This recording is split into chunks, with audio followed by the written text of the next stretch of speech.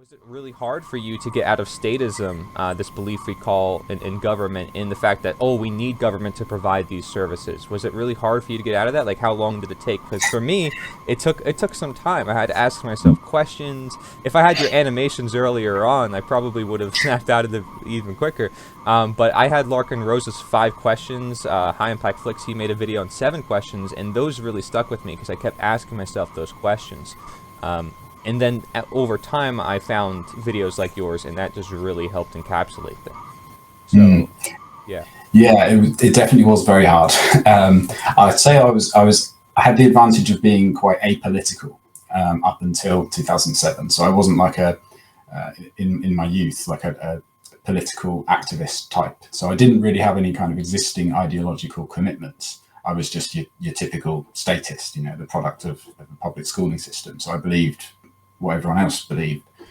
I think what Ron Paul gave to me was the idea that you can have a philosophical basis for your political positions.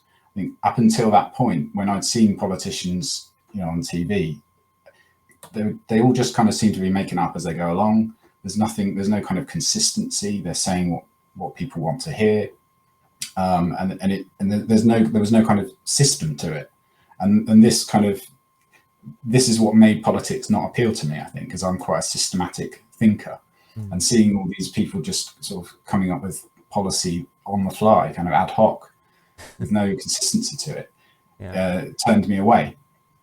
But then I saw Ron Paul, and when I saw there was this kind of movement building behind him on the internet, and I was kind of intrigued about how could one man sort of have that kind of effect that I've never seen a politician have before. But as soon as I saw his interviews and it saw him on the debate stage, I got it straight away. I was like, oh yeah, now I understand why this man's so unique and so brilliant, because he's got a philosophy behind it, what he's saying. I disagreed with most things that he said when I was first watching those videos, but I could tell that he had good reasons for saying everything he was saying.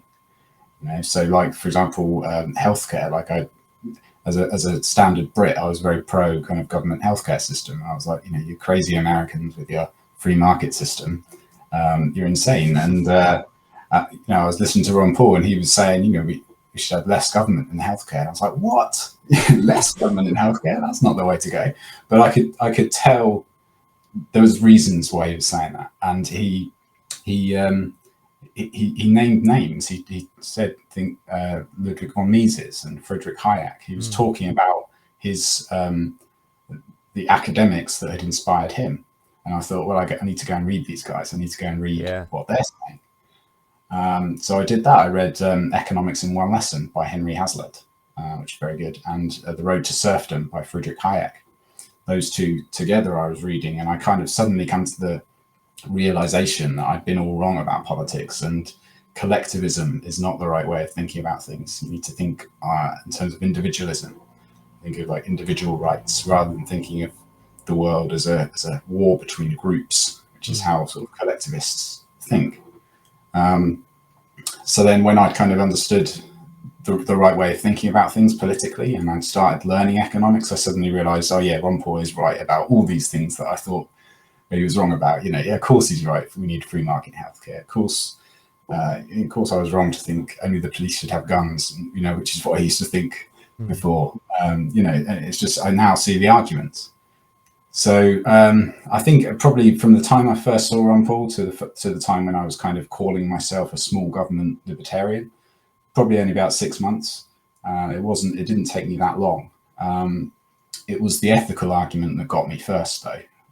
He was saying taxation is theft, which I thought was a very kind of strong statement. But then, you spend a few minutes thinking about it, and you're like, well, yeah, it is. Of course it is. It's taking money off someone at the point of a gun. What is that but theft? Of course that's theft. So then I was like, okay, well, taxation is unethical.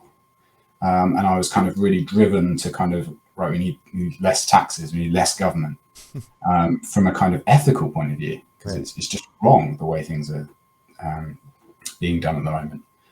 And then I got to a key point where I was a kind of a minarchist. I kind of thought, let's get rid of the government out of all of these industries apart from 3.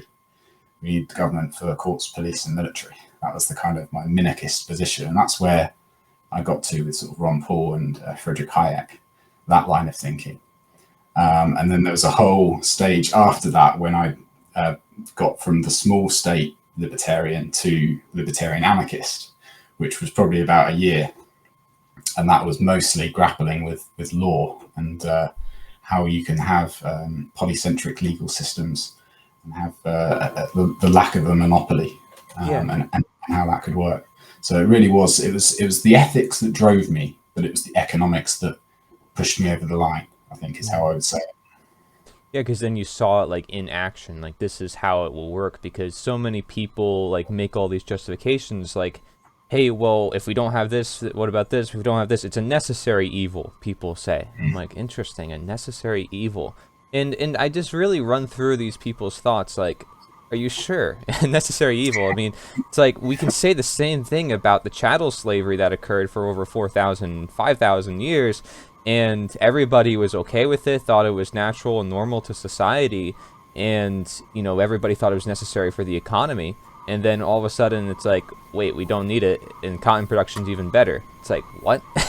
You know, and so it's like, it's because of the morality that we challenge these things, and then we realize it's not a necessary evil. If it's evil, we recognize it's evil.